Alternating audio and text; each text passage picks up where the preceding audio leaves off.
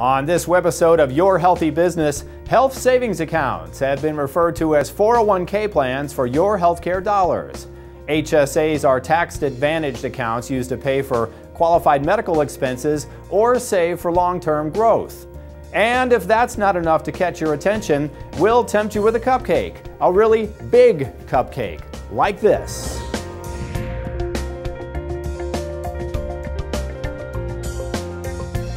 "24-karat cake with the gold on top. Right next to it, we got your chocolate thunder. We got your Guinness car bomb. The next one's your bee sting. It's a bee on top. Imagine, if you will, having to walk this gauntlet every day on your way to work. At Jilly's Cupcake Bar in suburban St. Louis, they're serving up nothing short of life-altering cupcakes. But contract employee Sally Gibson doesn't work here. It's got cheesecake baked into it. It's really good. She works here. Are you a sweets person? Thank God, no. No. Try to stay out of it. Yeah? Is it difficult? I feel like I'm sitting in a vat of icing. Because I can smell the sweets all day long. So while cooking is a necessary component to create these culinary sweet treats you see in the front of the store, cooking doesn't compute in Sally's workspace. She's the bookkeeper. I have 8 restaurants that I take care of their books for. I do one of them out of my home. And then I have 2 specialty boutiques that I do. I do their quarterly, monthly bank recs, that kind of thing. Along with her health insurance package, Sally has chosen to invest in a health savings account, or HSA. An HSA is a tax-advantaged medical savings plan available to taxpayers who are enrolled in a high-deductible health plan. First and foremost is your pre-tax dollars. You know, it's a savings, you can put your money in. The other thing I like about it is being very organized. All my medical expenses come out of one account. You know, so I put my money in, I pay everything off that debit card. Sally signed up for an HSA after consulting with private insurance broker Kevin Lynch. I liken it to an IRA where you get to put money in, during a tax year. You get a 1099 from the financial institution of how much you put in there for your taxes to reduce your taxable income. And then if you don't use the funds that year, it carries over from year to year. There's no penalty.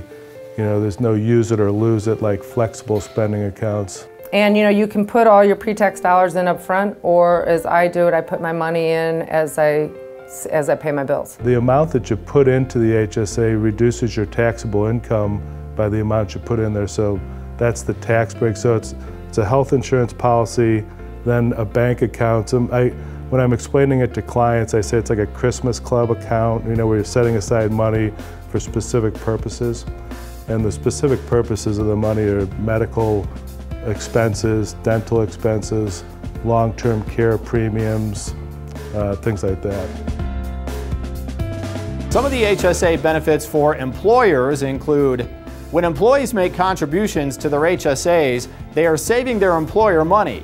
The pre-tax amount is excluded from FICA, unemployment, and workers' compensation taxes. Employee-owned HSAs promote involvement in healthcare decisions, and healthy employees positively affect the bottom line.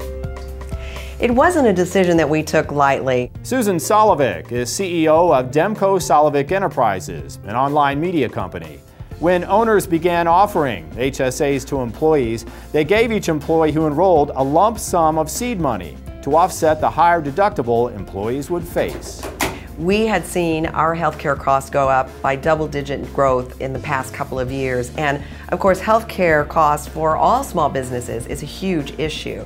So we knew we needed to do something to control the cost, and we started to look around for options. Now, the one option we weren't going to consider was absolutely cutting off our healthcare coverage for employees. That was absolutely not on the table. But we were looking for an alternative, and we discovered the HSAs, or the health savings accounts, and we found that that was really a viable option.